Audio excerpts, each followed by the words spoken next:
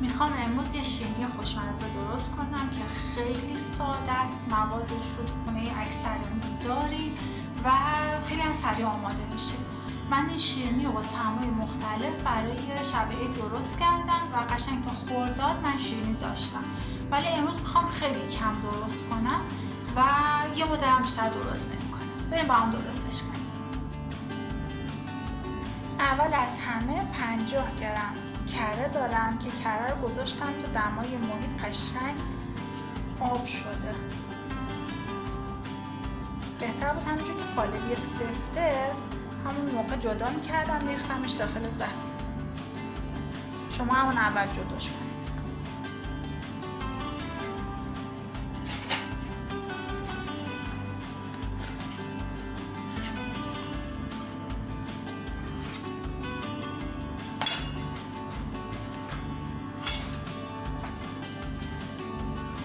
بعد پودر قند داریم که من توش 2 دونه هل کامل هم ساییدم. بعد میزان پودر قندم هم از 1 لیوان حساب کنید که 2/3. هر لیوانی که برای پودر قند استفاده کردیم برای آردتون هم همون استفاده کنید. 2/3 لیوان پودر قند که من توش 2 هل هم ساییدم. کره اضافه میکنیم و قشنگ هم میزنیم. کره اینقدر نرمه که راحت باز میشه.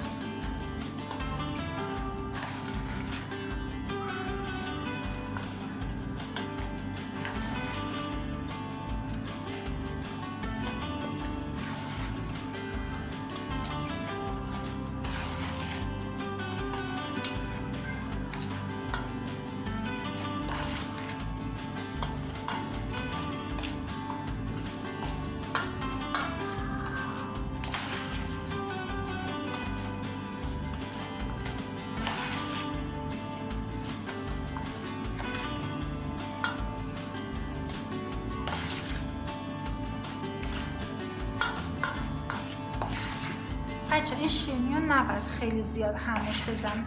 اگه زیاد هم بزنید خمیرتون به روغن میفته. همینقدر که کاملا مخلوط شد کافیه.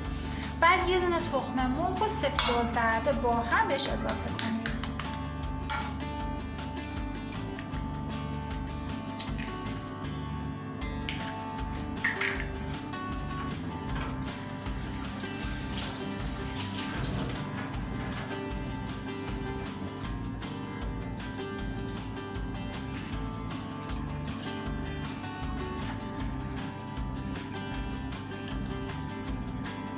بعد بهش یکم وانیل اضافه کنید. نصف قاشق چای خوری کافیه. بعد دوباره هم بزنید.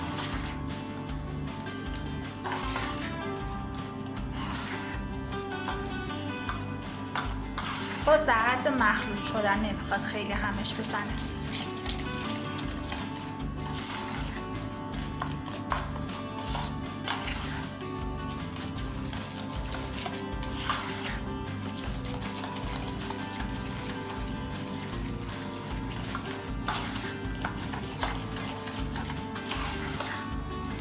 بعد میریم سراغ آردمون. من از همون لیوانی که 2/3 لیوان رو برای پودر قند استفاده کردم واسه آرد استفاده کردم.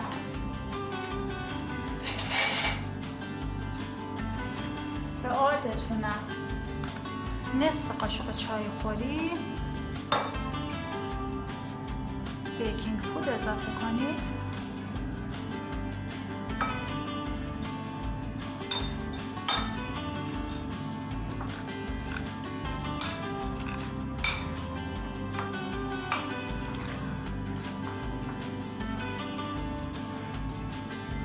کم کم اضافهش کنید به تخم مرغ و کره و پودر قندتون.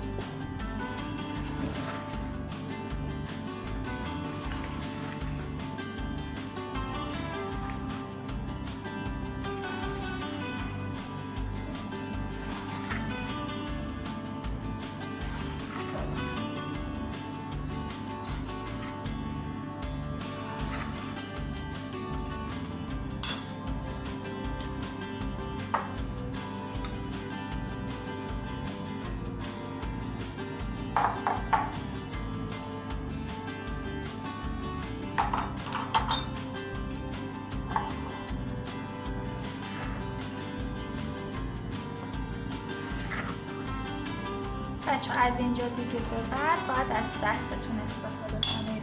من قبل از این که دست رو وارد کار کنم بهش یه خورده گردو هم اضافه میکنم.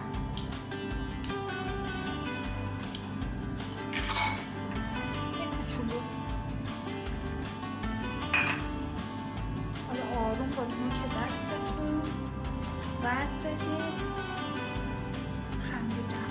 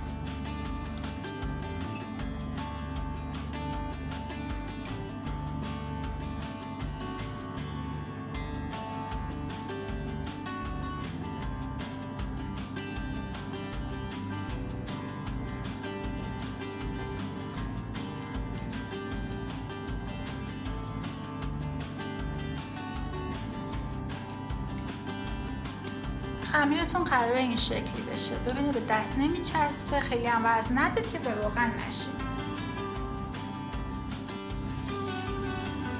خب بچه خمیر شما نیاز به استراحت نداره.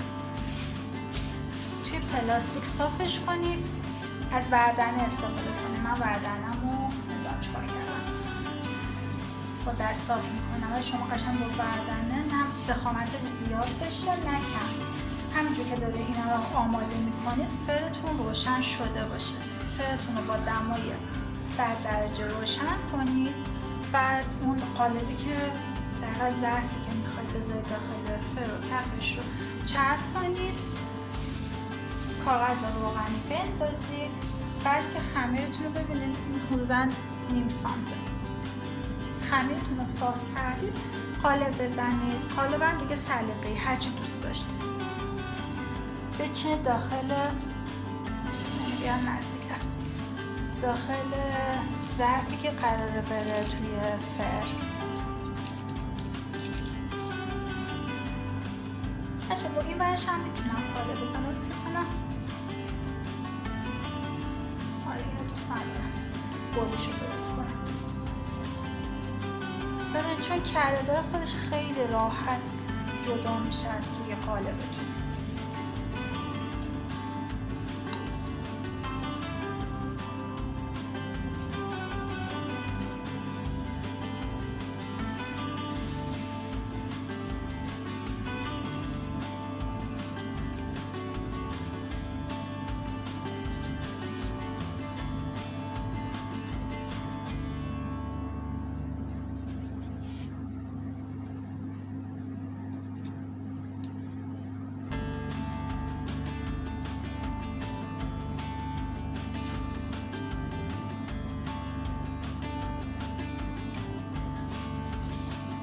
همه شیرینیاتون رو قالب بزنید با هر قالبی که دوست دارید. میتونید حتی با چند مدل قالب کار کنید.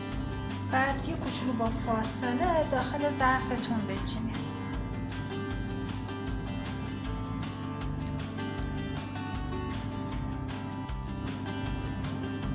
من یه مقدار قالب زدم، اینو میذارم داخل فر بپزه تا بقیه شیرینی‌ها رو قالب بزنم.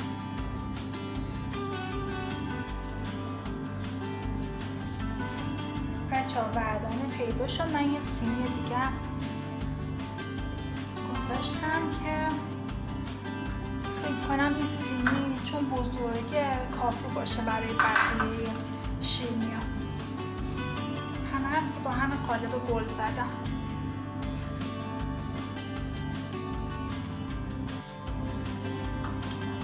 تمام خمیر رو قالب زدم. اینم اون آخر خمیره که دیگه نمیدونی چی کارش کنی، تو قالبم جا نمیشه. حالا صبر کردم که شیرینی که قبلا تو فر گذاشتم بپزه، بعد بیام اینا رو بذارم. تا اون موقع من برم ظرفا رو بشورم. این سینی اول شیرینیه که من فکر میکردم شکلات دارم، میخواستم با شکلات آب شده تزیینش کنم، نداشتم. سینی دوم اومدم یه کوچولو با زعفرون و کنجد تزیین کردم که خوشرنگ‌تر بشه. الان خیلی داغه، اگه بخوام جدا کنم از ظرف، از اون کاغذ روغنی کف ظرف، شیرینی خورد میشن. بعد بزنم قشنگ خنک شه. شیرینی آماده شد، سرد شد، من چیدم داخل ظرف. نتیجه کار اینم یه ظرف دیگه. کلا اینقدر بهم یه لیوان آرد شیرینی داد، چون کم و زیاده شد. خب من برم که مامان چای رو گذاشته، منتظره که من با شیرینی برم جاتون سبز با هم بخوریم.